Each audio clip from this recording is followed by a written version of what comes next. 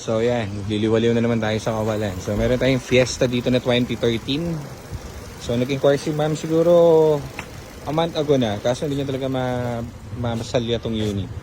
So binibili na namin ni Jet kasi wala kayong mabili. So Fiesta 2013, sira na ito. Input-output sensor. So sa may TCM to banda. Or dun sa transmission ng problem nito. Pero hindi naman tayo magbibenta na sira eh.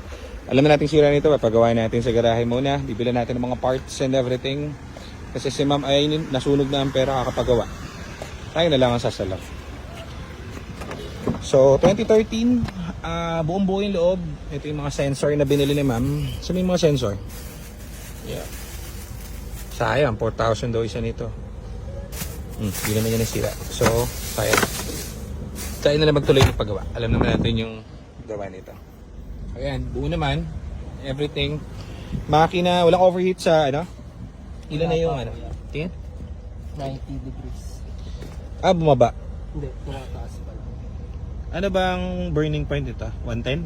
105 max. Ito EcoSport yun. 100 lang yung EcoSport.